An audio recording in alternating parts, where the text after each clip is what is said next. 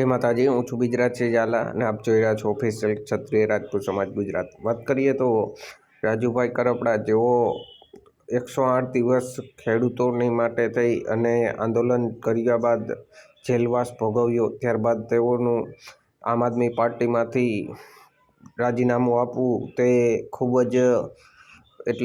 જ દુઃખદની વાત છે અને ક્યાંક ને ક્યાંક આમાં રાજકારણ પણ હોય તેવી બધા લોકોને પ્રશ્નો થઈ રહ્યા છે। ત્યારે આપણે આ વાત ઉપર એક આવા જ રીતના આંદોલનકારી એવા વિદ્યાર્થી નેતા યુવરાજસિંહ જાડેજાએ પણ પોતાની આપવીતી જણાવી છે અને તેઓએ જેલવાસ દરમિયાન તેમના ઉપર શું પ્રેશર કરવામાં આવ્યું તે પણ જણાવ્યું છે। તો આપણે આગળ સાંભળીએ યુવરાજસિંહ જાડેજાને, જેમણે આ રાજીનામા ઉપર શું વાત કરી અને ત્યારબાદ આપની પ્રતિક્રિયા જરૂર કોમેન્ટમાં જણાવશો। સાંભળીએ યુવરાજસિંહ જાડેજાને, વિદ્યાર્થી નેતા। નમસ્કાર, જય હિન્દ, જય ભારત। હું યુવરાજસિંહ જાડેજા। આજે સવારે એક સમાચાર આવ્યા કે રાજુભાઈ કરપડા એ રાજીનામું આપ્યું તો દિલને દુઃખ લાગ્યું। ક્યાંક ને ક્યાંક એવું લાગ્યું કે એક આંદોલનકારી, એક ક્રાંતિકારી અને જે હંમેશા ખેડૂતોનો અવાજ બનતા હોય, પીડિતો, શોષિતો, વંચિતોનો અવાજ બનતા હોય અને એ વ્યક્તિ જ્યારે રાજીનામું આપતા હોય ત્યારે દુઃખ એ અવશ્ય થતું હોય છે। મને પણ થયું। મેં જોવા જઈએ તો મારા અને રાજુભાઈ કરપડાના ઘણા આત્મીયતાના સંબંધો રહ્યા છે, સામાજિક રીતે અમે ભાઈઓ પણ છીએ અને જોવા જઈએ તો એક આંદોલનકારી જીવ એ હજી અમારામાં જીવે છે। એ પણ ખેડૂતો માટે સતત લડતા હતા, અમે યુવાનો માટે લડીએ અને દુઃખ એ વાતનું થયું કે હવે ખેડૂતોનો અવાજ કોણ બનશે? કેમ કે આજે ખેડૂતોએ વિશ્વાસ મૂક્યો હતો, ખેડૂતોએ ઘણી બધી અપેક્ષાઓ બાંધી હતી। આજે અપેક્ષાઓ ક્યાંક ને ક્યાંક તૂટી રહી છે। આજે જોવા જઈએ તો ફક્ત ખાલી એક રાજીનામું આવ્યું અને રાજીનામા ઉપર આપણે વાત કરીએ કે તે વાતને વખોડીએ કે એ વાત ઉપર દુઃખ વ્યક્ત કરી એટલું નથી, પરંતુ કોઈ વ્યક્તિ જ્યારે ક્રાંતિકારી હોય, કોઈ વ્યક્તિ જ્યારે લડાયક હોય, કોઈ વ્યક્તિ જ્યારે જોમ જૂનું અને જુસ્સાથી લડતો હોય અને જ્યારે એ હથિયાર હેઠા મૂકે ને ત્યારે દુઃખ બહુ થાય છે। હું ચોક્કસપણે માનું છું કે આજે સમય ખૂબ સંઘર્ષનો હોય છે। રાજુભાઈ કરપડા પણ હમણાં જ જોવા જઈએ તો 108 દિવસની જેલ કાપીને આવ્યા છે। ભૂતકાળમાં અમે પણ આ જેલ કાપીને આવ્યા છીએ। એ પછી ભાવનગરની જેલ હોય કે પછી સાબરમતી જેલ હોય, સાબરમતી જેલ પણ જોઈ લીધી છે, ભાવનગર અમદાવાદ ખાતેની અને ભાવનગરની જેલ પણ જોઈ છે। અમે પણ એટલા દિવસ જેલમાં રહીને આવ્યા છીએ। એટલે કહી શકાય કે જેલની અંદરના અનુભવો શું હોય એ અમે જાણીએ છીએ। જેલની અંદર કઈ પ્રકારે પ્રેશર ટેકનિક ઉપયોગ કરવામાં આવતી હોય છે એ પણ અમે જાણીએ છીએ। મારે આજે વાત પણ તમને કરવી છે કે બહુ અઘરું હોય છે જેલની અંદર જ્યારે જોવા જઈએ ને કે ભાઈ એક તો તમે પરિવારથી વિખૂટા છો, સમાજથી વિખૂટા છો, એક તો આ બધી જે પીડાઓ જે વર્તમાનના જાહેર જીવનમાં તમે સહન કરતા હોય એ પછી જેલમાં ગયા પછી ખરેખર તમારા પાછળ કેટલો ઉપયોગી થાય છે એ પણ તમે જોતા હોવ છો।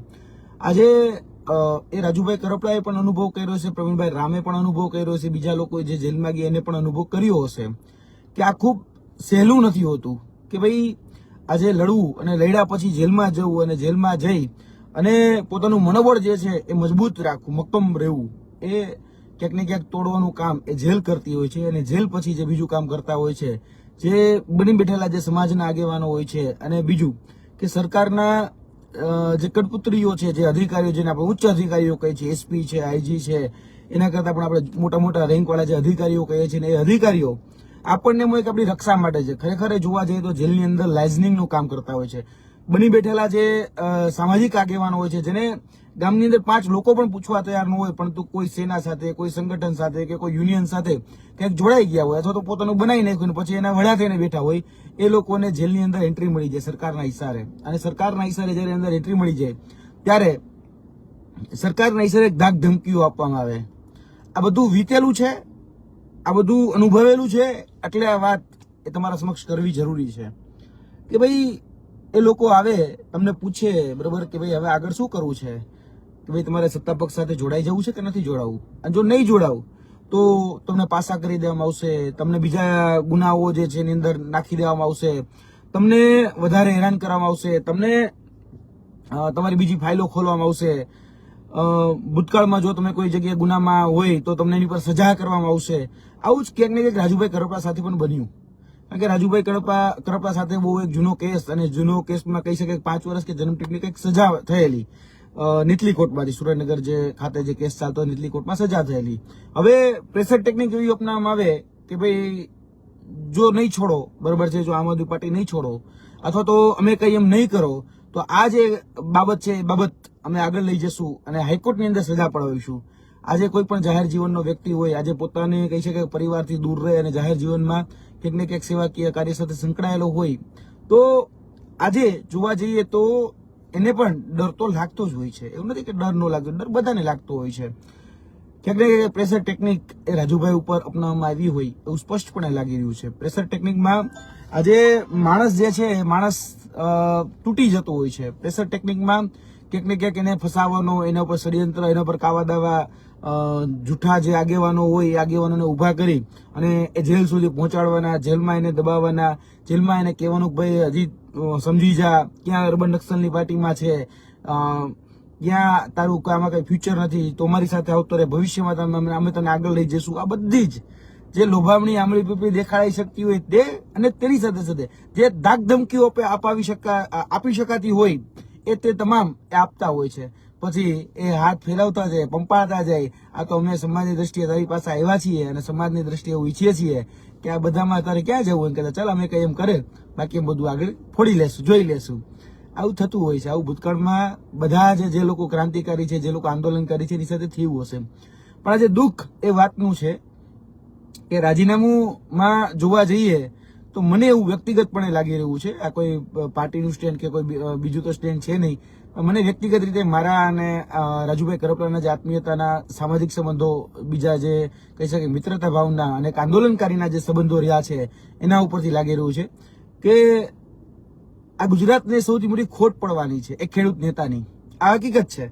લોકો આજે જે સમજે તે, આજે કદાચ આમ આદમી પાર્ટીમાં ખોટ પડી કે કહી શકાય કે બીજી ત્રીજી જગ્યાએ ખોટ પડી, એ બધી વાત સાચી, પણ મને વ્યક્તિગત રીતે એવું સ્પષ્ટપણે લાગી રહ્યું છે કે ખેડૂતોને આજે જેની સાથે અપેક્ષાઓ બંધાતી, જેની સાથે આકાંક્ષાઓ બાંધાતી હતી, જેની સાથે વિશ્વાસ બંધાણો હતો, આજે એ વિશ્વાસ જે છે એની ખોટ પડવાની છે.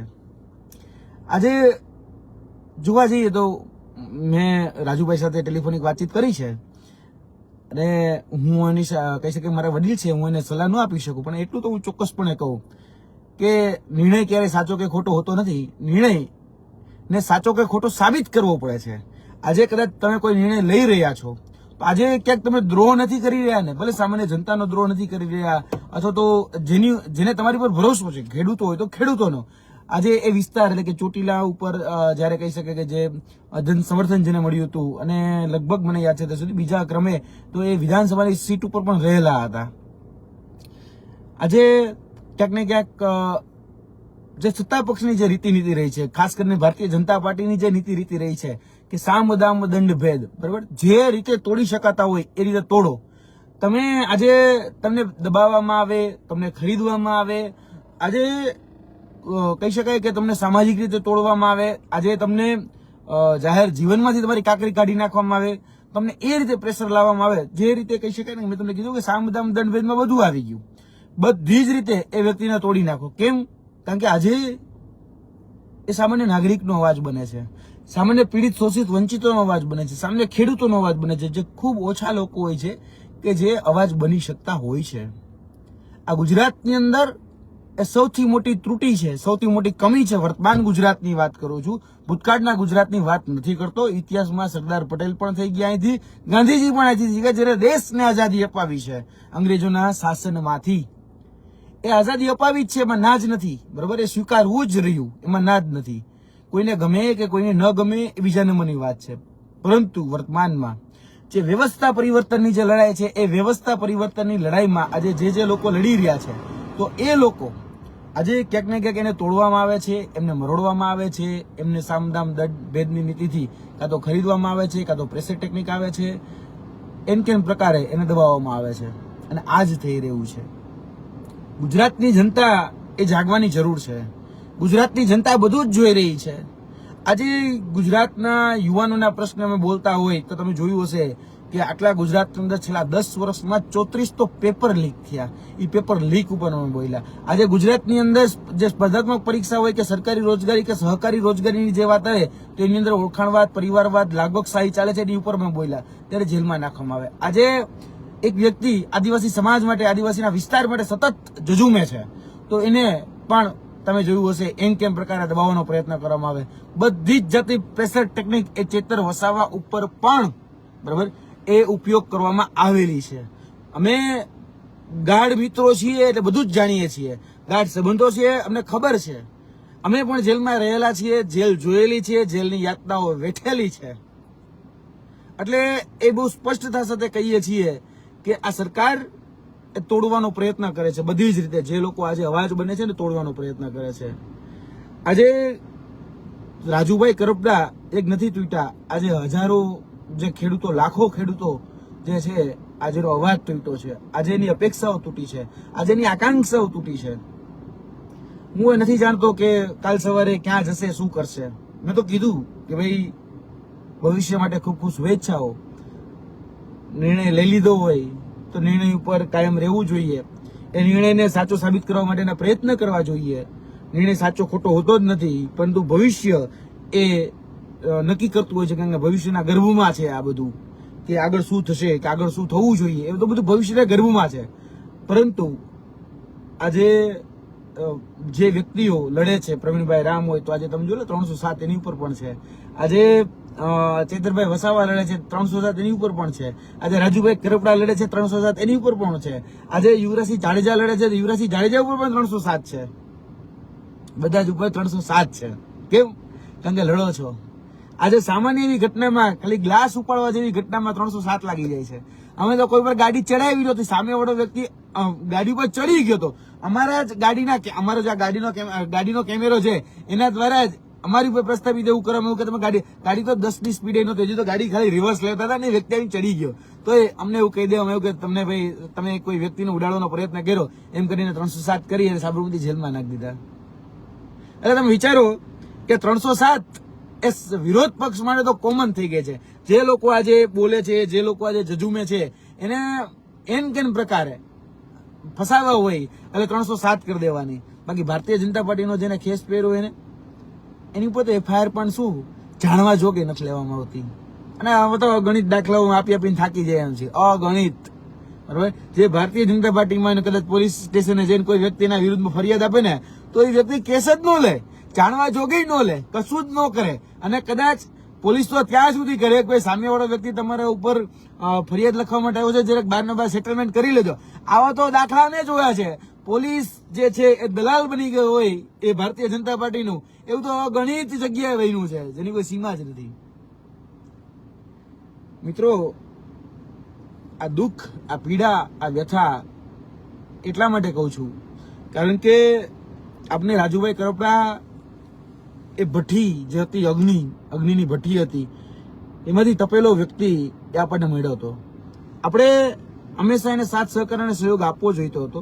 હું પણ એવું માનું છું કે ભાઈ પરિસ્થિતિ જે પણ હોય તેની ઉપર ભૂતકાળના પણ કેસો હતા, એ કેસોને ક્યાંક ને ક્યાંક હાથો બનાવીને એને ફસાવવામાં આવ્યા છે. એને અત્યારે ષડયંત્રના ભાગરૂપે ભારતીય જનતા પાર્ટીએ તોડી નાખ્યા છે અને ભારતીય જનતા પાર્ટી એમ કેમ પ્રકારે એની અંદર સમાવેશ પણ કરી લેવાની છે. અહીંયા સુધીના સમાચાર અમને મળ્યા છે કે ભારતીય જનતા પાર્ટીમાં એને જવાનું નક્કી છે. કોઈ જાતની ટિકિટનું કમિટમેન્ટ એમાં થયું નથી અને ટિકિટ ઉપર માંગણી પણ ન કરવી ત્યાં સુધીની વાત એ થઈ છે એવું અમને જાણવા મળ્યું છે. અમારા સૂત્રો એ કહી રહ્યા છે કે ભાઈ બધી જ કહી શકાય ને કે આ નો કન્ડિશન, બરાબર, એક પણ જાતની કન્ડિશન તમે નહીં રાખી શકો. કારણ કે અત્યારે તમે જેલની અંદર છો, બહાર નીકળવું હોય, પાસા ન કરાવવો હોય, ભૂતકાળના કેસ ન ખોલાવવા હોય, ભવિષ્યમાં જો કોર્ટમાં ન જવું હોય, સોરી જેલમાં ન જવું હોય તો અમે કઈ એમ કરો. આ જોવા જઈએ ને તો અંગ્રેજોનું એક વર્ઝન હતું કે ભાગલા પાડો ને રાજ કરો. આ લેટેસ્ટ કાળા અંગ્રેજોનું એક વર્ઝન છે, ડિવાઇડ એન્ડ રૂલની સાથે ડાયવર્ટ એન્ડ રૂલ. ભરમાવો, ભટકાવો અને ભડકાવોની રાજનીતિ કરતું એક ષડયંત્ર, એક કાવતરું. એટલે આ થઈ રહ્યું છે અને એને કારણે જોવા જઈએ તો આજે જે ક્રાંતિકારી, જે આંદોલનકારી, જેને હંમેશા ખેડૂતોને સારો ભાવ મળે, ખેડૂતોને સારું વળતર મળે, ખેડૂતોની જમીન ઉપર જે લોકો વીજ પોલ નાખે છે અથવા ખેડૂતોને જમીનનું યોગ્ય વળતર નથી મળતું કે એમએસપી યોગ્ય રીતેના ભાવ નથી મળતા, ક્યાંક ખેડૂતો સાથે કળગો કરવામાં આવતો હતો, એ બધી જ લડાઈ એ રાજુભાઈ કરોપડા બેબાક રીતે લડ્યા છે અને સામી છાતીએ લડ્યા છે. બરાબર, આમાં વાતમાં મીન મેચ નથી, અમે જાણીએ છીએ મીન મેચ નથી કોઈ પણ વાતમાં. આજે કહી શકાય કે મીડિયા માધ્યમોથી મેં એક બે ન્યૂઝ જોયા તો આરોપ લાગતા હતા કે ભાઈ અંદરો ક્લેશ હતો ને ઇન્ટરનલ પોલિટિક્સ હતું. ભાઈ ઇન્ટરનેટ પોલિટિક્સની જરૂરત નથી આમાં કોઈ પ્રકારની. ઇન્ટરનેટ પોલિટિક્સ ક્યાંય એમાં જે લોકો તો કહેવાય ને ભાઈ ખાલી થૂક ઉડાડીને જતું રહેવું છે, એ લોકો તો થૂક ઉડાડીને જતા રહેવાના છે. એને કશી જ કઈ પડી ને એને તો એમ છે કે ભાઈ ચલો બે શબ્દ વધારે આપણે આના વિશે ખરાબ બોલી નાખીએ. પણ ઇન્ટરનેટ પોલિટિક્સ ક્યાંય જવાબદાર જ નથી હોતું. આજે કાં તો સામે રહ્યો બરાબર અને કાં સાથે રહ્યો. કાં સામે રહેવું હોય તો પછી ભોગવવા તૈયાર રહ્યો, અને જે હદ સુધી અમે તપાવીએ, જે હદ સુધી ભોગવવું પડે એના માટે તૈયાર રહેવું પડશે. બાકી ભારતીય જનતા પાર્ટી એમ વિચારી લે કે આને સાથે જ લેવો છે અને પતાવી જ દેવો છે તો એ પતાવી શકે છે. ભૂતકાળના ઘણા બધા આંદોલનો થયા જે સામાજિક આંદોલનો હતા, એમાં પડવા જેવું બહુ નથી. બરાબર, એ સામાજિક આંદોલન હતા. એ સામાજિક આંદોલનમાંથી નેતાઓ બન્યા તો એ નેતાઓ આજે બધા જ જુઓ તમે ક્યાંક ને ક્યાંક મોટા ભાગના જે નેતાઓ જે છે એ ભારતીય જનતા પાર્ટી સાથે હશે, એટલે કે રૂલિંગ ગવર્મેન્ટ પાર્ટી સાથે હશે. હવે એનું પિક્ચર ક્લોઝ થઈ ગયું છે, એનું કહી શકાય ને બોર્ડ છે એ બોર્ડ ક્લોઝ થઈ ગયું છે. હવે કશું જ કઈ કરી ન શકતા. હવે એ ખાલી ઓલા પોપટની જેમ, ચીઠીના ચાકરની જેમ ઉપરથી જે લાઈન આવી એ લાઈન બોલવાની, એનાથી વિશેષ એની કોઈ જાતની કોઈ આવડત કે કોઈ ત્રેવડ એ નથી. એ હકીકત છે, આપણે બધા જ જાણીએ છીએ. આજે એની પોતાની સોસાયટીની અંદર પાવર બ્લોક નાખવા હોય ને તો પણ એને ભારતીય જનતા પાર્ટીમાં કમલમમાં પૂછવું પડે, પછી એની ફાઇલ પાસ કરવા માટે નગરપાલિકામાં હાજીજી કરવી પડે, તાલુકા પંચાયતમાં હાજીજી કરવી પડે, ત્યાં તો માંડ એનું કામ થાય. અને એ થવું હોય તો થાય, ઉપરથી લીલી ઝંડી મળે તો થાય. બાકી અત્યાર સુધી આમાં પક્ષ હતા ત્યારે તો કેવી બાકાજીકી કરતા તમે બધા જાણો જ છો. આજે કોઈ લડતું હોય તો દમખમથી લડતું. આજે રાજુભાઈ કરોપડાને મેં લડતા જોયા છે. રાજુભાઈ કરોપડાને એ બધી જ જુનૂન જોમથી, જુસ્સાથી અને એ ક્રાંતિકારી મિજાજથી મેં લડતા જોયા છે ગ્રાઉન્ડ ઉપર. એ ખેડૂતોના પ્રશ્નો હોય, કદાચ વીજ કચેરીનો ઘેરાવો કરવાનો હોય તો એને વીજ કચેરીના ઘેરાવો કરવામાં કે પાછી પાની નથી કરી. આવા ઘણા લોકો આજે જેની પર ઘણી બધી અપેક્ષાઓ રાખીને બેઠા હતા, આજે અપેક્ષાઓ તૂટી છે. આજે એક રાજીનામું આવ્યું એનાથી કદાચ કાલ સવારેમાં એક વ્યક્તિ આમથી આમ થાય એ બીજા નંબરની વાત છે, પણ આજે ઘણા બધાની આશા અપેક્ષાઓ હતી ને એ આમથી આમ થઈ છે. આજે ઘણા બધા લોકો વિચારી રહ્યા છે કે શું કરશું, હવે કોણ બોલશે મારા માટે. અમે જેની ઉપર અપેક્ષાઓ રાખીને બેઠા હતા એ વ્યક્તિ હવે, કારણ કે જો સામા પક્ષે વહી જાવ એટલે તમારા કાંડા કાપી અને સામેવાળાના ચરણોમાં ધરી દેવા, ઈ જ બરાબર, બીજું કશું જ નહીં. તમે આજે એક વખત સત્તા પક્ષના શરણે જતા રહ્યા, આજે કદાચ ભારતીય જનતા પાર્ટીના શરણે જતા રહ્યા એટલે તમે તમારા કાંડા કાપી અને એને પધરાવી દીધા. એનાથી વિશેષ કાંઈ નથી, અને તમે પધરાવી જ દો છો.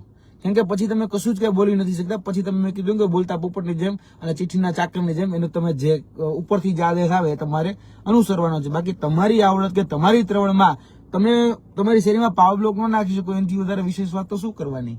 તમે એક હરી ભાંગી હગો એમ નથી એની આદેશ સુધા. એ કેટલું પાણી પછી પીવું પડે, બરાબર, એનાથી વિશેષ કશું જ કઈ થાય નથી.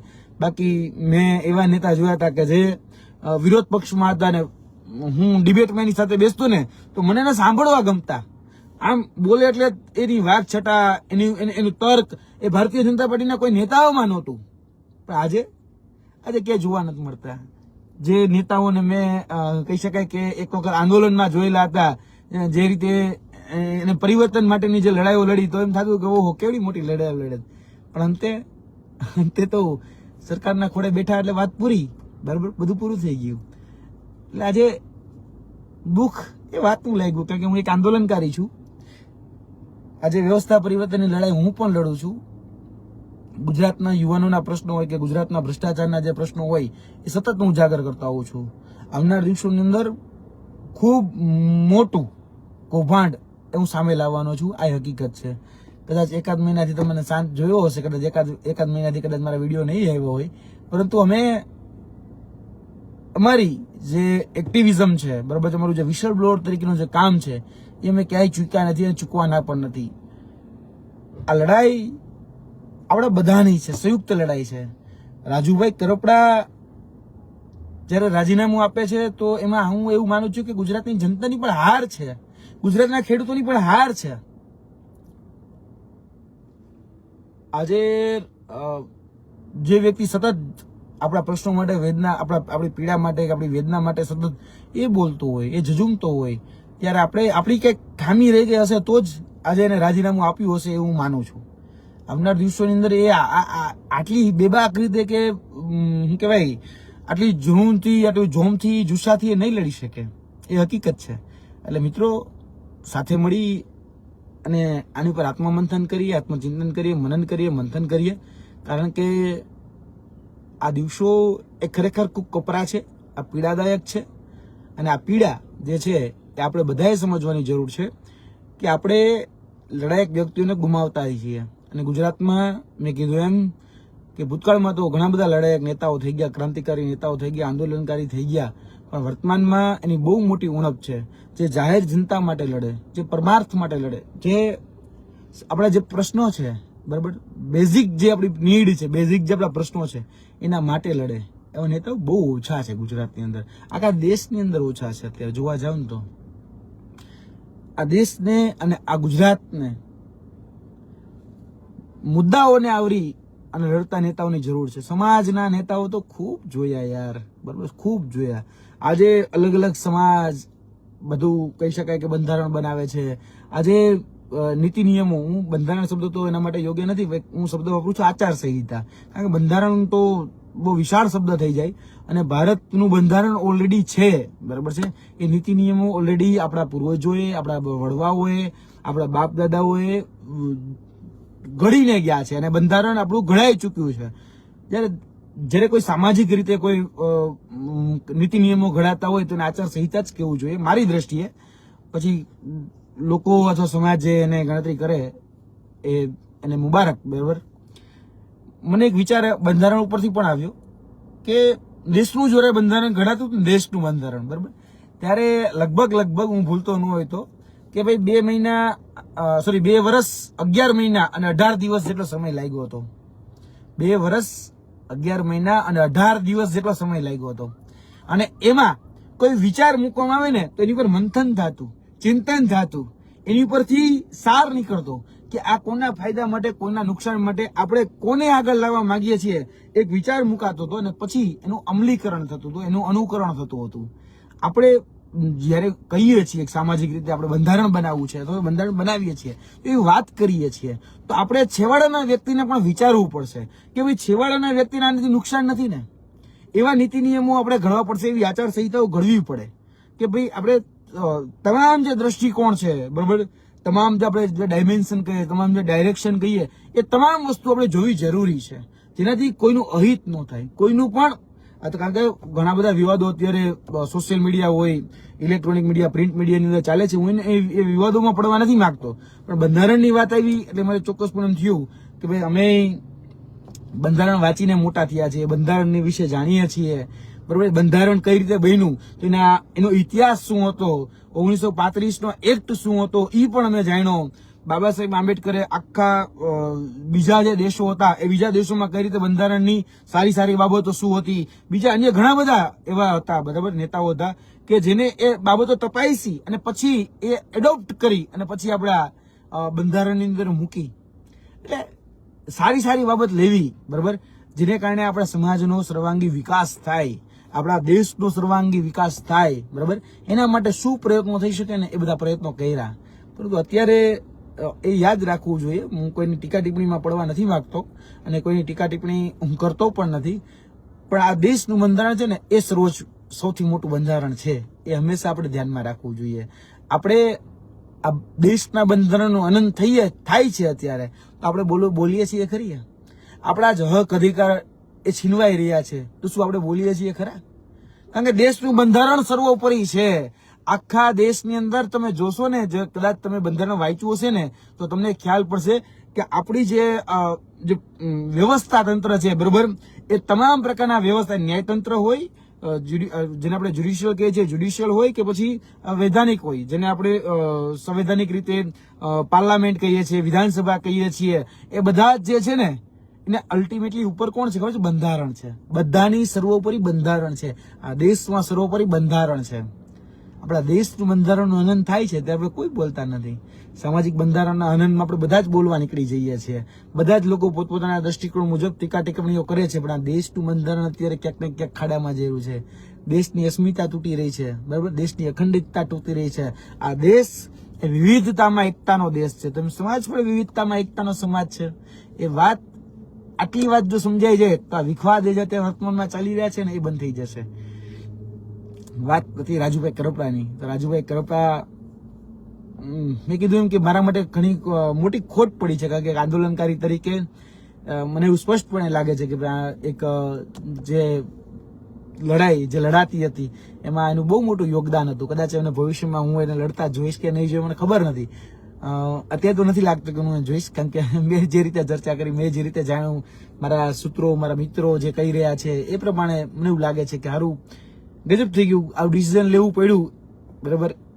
તો એ કંઈક અમારી પણ ખામી હશે. મારી વ્યક્તિગત રીતે હું સ્વીકારું છું, મારી પણ ક્યાંક ખામી હશે કે હું એ ન સમજી શકું વાતને, અથવા તો એક આંદોલનકારી તરીકે આટલું પ્રેશર કઈ રીતે હેન્ડલ કરવું, બરાબર? ભૂતકાળમાં અમે પણ હેન્ડલ કરેલા છે, તો કઈ રીતે હેન્ડલ કરવું, શું કરવું, કદાચ એમાં ઉણા બધા ઉતરા છીએ, તમામ લોકો ઉણા ઉતરા છે, બરાબર? આપણે એક સારો નેતા, એક સારો લડાયક આંદોલનકારી, સારો એક લડાયક ક્રાંતિકારી અને સારો એક લડાયક જુનૂન, જોમ, જુસ્સો, જેના તળવળાટ મારતો તો યુવા, બરાબર, અત્યારે ક્યાંક સુસુપ્ત અવસ્થામાં જતો હોય એવું સ્પષ્ટપણે લાગી રહ્યું છે. ચલો મંથન કરીએ, ચિંતન કરીએ, મનન કરીએ અને કશું કંઈક શરૂઆત દેશ માટે, ગુજરાત માટે થઈ શકે એના માટેના પ્રયત્નો કરીએ.